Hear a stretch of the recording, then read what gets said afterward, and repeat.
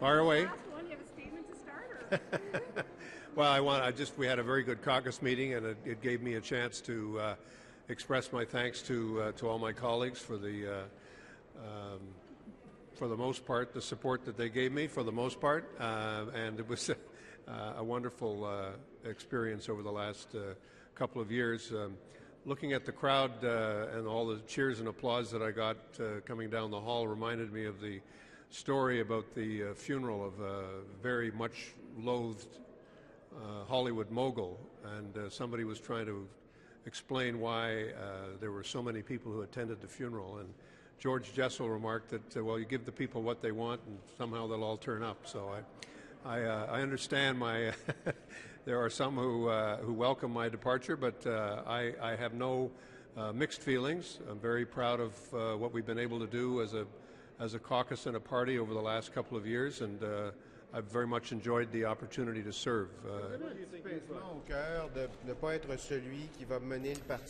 Does it bother you not to be the person who's going to lead the party? No, not at all. As you know, there are a lot of different roles one can play in life. I had an opportunity to be the Premier of Ontario, and I'm very proud of that.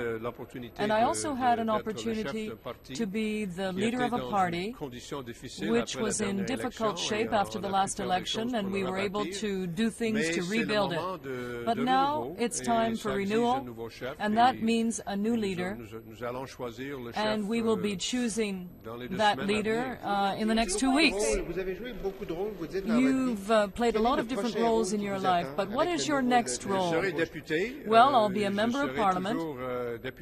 I will continue to be an MP in the House of Commons, and I think I'll have a chance to work with the caucus and the new leader, and I'm waiting to talk to the next leader about whatever tasks he wishes to assign to me. And as a private citizen, I hope that I'll always be able to do good things. I've had discussions with the Mattawa Aboriginal Council in northwestern Ontario and the Government of Ontario, and I'll see if I can play the role of mediator or negotiator in that context. As you know, it's possible to do that and remain an MP. So to be both an MP and to be a negotiator for the so-called Ring of Fire. Well, a lot of the work will be taking place over the summer. There'll be, I think, most of the intense review of what needs to be done. The initial work is really going to focus on what are the terms of reference for a discussion. And so there'll be a break in May where I'll be able to travel there for a week or so. But I'll be in the House every week. I'll be here as a regular member of Parliament. What's your mark? What's Bob Ray's mark on the party now as interim leader? I think we've been able to restore a good spirit in the caucus and in the party, a good spirit of unity, a good spirit of real solidarity, of people working together.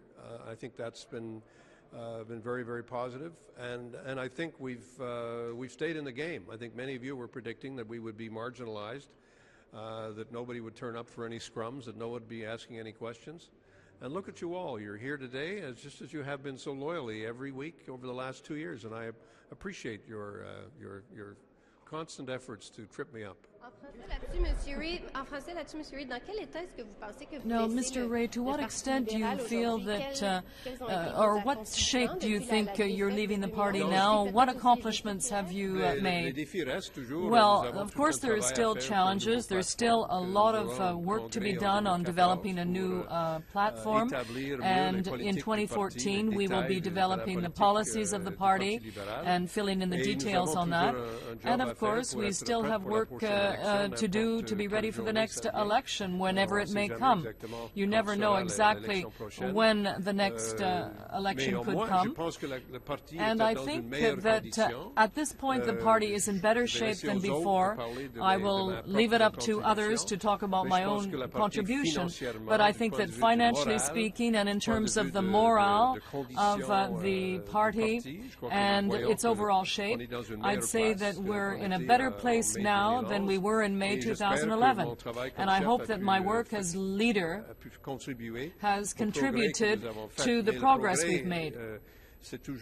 But progress is, the progress is still ongoing. There's still work to be done. How involved will you be in helping the new leader, the transition, the changeover?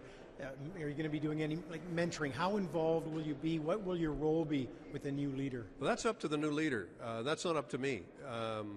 It's up to the new leader to decide what he wants me to do or she wants me to do, and how he or she wants me to participate in the life of the caucus after.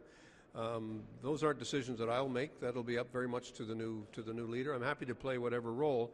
But I have said in the past, and I want to say it again for the benefit of the national media, I'm not going to be crazy Uncle Bob coming down from the attic every once in a while to make a speech to the kids. It's not my intention to do that. It's really up to the leader to decide, and the leader will take stage, and I accept that. There are times when you're on the stage, and there are times when you're doing something else, and I've had my moments. The new leader will make the decisions. I won't be, I'll be doing whatever that new leader wants me to do. The nouveau chef, il va. Well, the new leader will decide exactly what my future role will be in the caucus. That's the choice and the responsibility of the new leader. I don't intend to intervene. If people don't want me to be there, I won't. I don't know exactly how to express this in French necessarily, but I don't want to be the crazy uncle who's going to come in every once in a while to talk to the kids. That's not my style, and I won't be doing that. Leaving the Labour I knew as soon as I did that you would ask this question. So go ahead and ask it. Not you, but somebody would ask it. I just wonder whether or not you. It sort of signals your future. Do you see like yourself as maybe a distraction in the future for the Liberals? Or these sort of sometimes, as Mr. Freud said, a cigar is just a cigar. Sometimes if I tweet about a friend of mine, David Miliband, who has decided to move on to other things and has gotten a big job in New York, and I congratulate him on that. That's all it is. I knew that somebody would say, "Oh, Ray, this is very significant." No, not. I wouldn't read anything into it at all, other than the fact that he's a friend of mine, and I wanted to wish him well publicly through the means of Twitter, because I know he twitters, and so do I. So we'll be sharing that perspective. But that's all it means. And I don't have any intention of becoming a distraction, so that won't happen. You talked about you had your moments. Do you have any favorite moments from the last couple of years that you want to share with us? Anything that you look back as a legacy kind of achievement? I don't know whether, it's not up to me to decide what the days. I mean, I think that, for example, a couple of the debates we've had in the House, one of them on running water being a right for all Canadians, and particularly for Aboriginal Canadians who don't have running water, clean, drinkable running water in their homes. I think that's something I'm proud of. I'm proud of the fact that we've had several debates and discussions on mental health that I don't think we would have had if we hadn't been prepared to lead the way, and perhaps my having led the way a bit has helped in that direction. I hope that I've been able to contribute to a good dialogue and question period. I certainly plan on doing that again today. I hope being able to engage the Prime Minister and other ministers in good, unscripted discussion on what needs to be done. Mary Dawson has cleared you for the job as negotiator. Why ask the Ethics Commissioner to do that, and what in particular were you asking her to look into? Oh, you're talking about the conflicts issue? Yeah. Well, you do it with the Conflicts Commissioner, so you don't get people like yourself asking a question saying you have a conflict when you don't have a conflict. I mean, a lot of times people assume that there's a problem when there isn't a problem. Farmers are allowed to farm.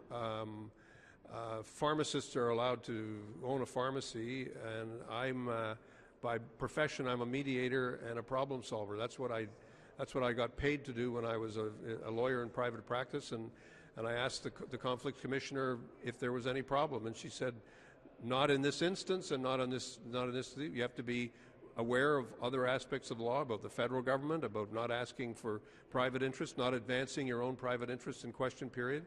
But you won't see me doing that, and I think it's important to do that, and we've already seen some ethical challenges that other politicians and former politicians face, and I've always tried to be very upfront with people. The reason we have conflict rules is frankly to protect yourself, and it's also not to lead to people leaping to conclusions. I've noticed a couple of journalists or commentators, perhaps, I wouldn't use the word journalist to describe them, but commentators leaping to conclusions, and I think it's, I accept the fact that when you're in the public domain, it's fair game, but I just wanted to make sure that I had that opinion. Are they paying you to do this job?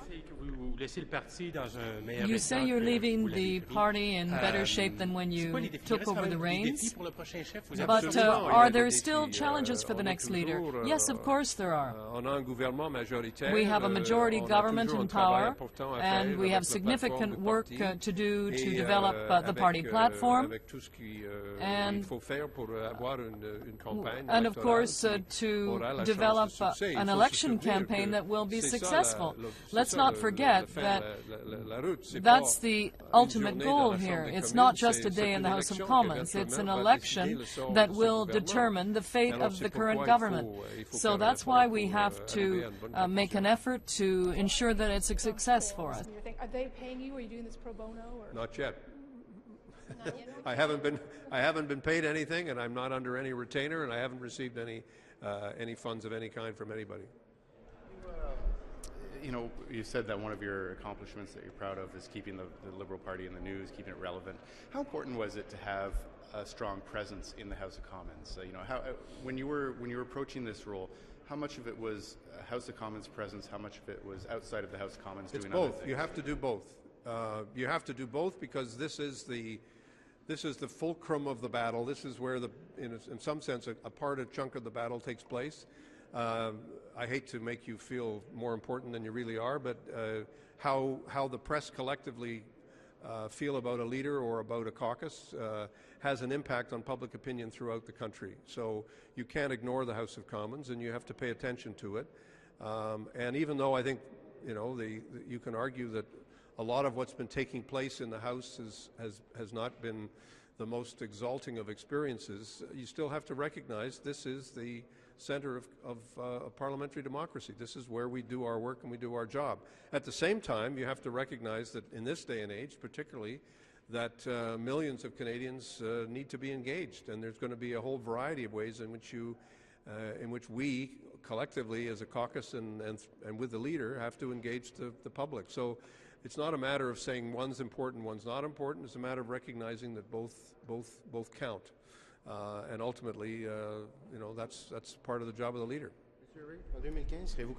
In 2015, will you run as an MP? Well, I haven't decided yet. I've spoken frankly with my colleagues today, for example, and many of them expressed the desire that I run again, but I haven't yet decided. There are women over there. My wife and my children will have a role to play in that decision, but I haven't decided yet. Are you moving into another career? You've talked about being a negotiator and a mediator. You're sounding as though you're looking towards another career.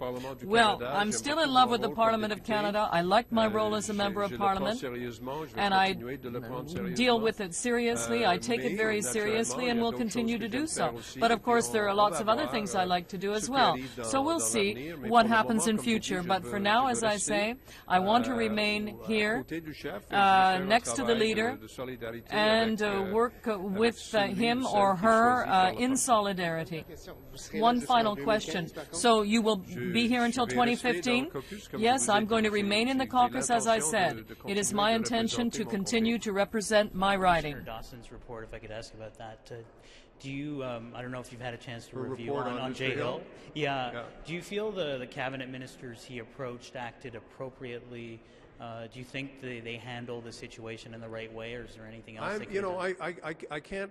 Having just seen one press report on this subject, I don't think I can fairly intervene, except to say a couple of things which might surprise you. First of all, I don't know a member of the House of Commons who doesn't have a lot of respect for Jay Hill. He was a very fine MP, a decent person to deal with, and a very well-respected House leader in the House of Commons. And from my perspective, I've never had any reason to believe or to doubt his integrity or his sincerity. I think it's sometimes difficult with these rules because you're expected to go into a kind of kind of purdah for a period of time, and I think that's legitimate. No doubt there will be a lot of self-righteous statements that are made. I think all of us have an obligation to follow the law and to be clear on what the law is and to make sure that we're always acting within the parameters of the law. But I think that I understand the commissioner also found that there was no financial interest benefited. He didn't benefit personally from those interventions. I think it's just a message to all of us and a message to every one of us in the House that we have to continue to be very careful. We not only have the conflict commissioner who's looking out over our activities, we have all of you to thank for your continuing vigilance with respect to what we're up to, and that's the name of the game. Those are the rules by which we play, and we have to accept the rules. Beside your time with us here every week, what will you miss the most from being interim leader? Well, I have a very nice office that some of you have seen it. It's a very nice little office. I'll be moving over to the Confed building during the break. I look forward to returning to the Confed building from which I came. Seriously, it is fun being leader of a group. It's a lot of fun. There's a lot of things I think I've been able to do in terms of really getting to know all the caucus members of the Senate, members of the House, to spend time with each one of them and to be able to really, I hope, help people to do their best. And effectively, that's what you're doing as a leader. You're not only trying to provide a vision, but you've got to make sure you've got followers behind you, and you've got people who are with you, and they're not disappearing into the night. They're kind of working together as a team, and being able to do that as the interim leader has been a lot of fun. I've really enjoyed it. But I took on this job knowing full well that it had a term, and the term is up. So thank you very much, and thank all of you, and I hope to see you after Easter. Thank you.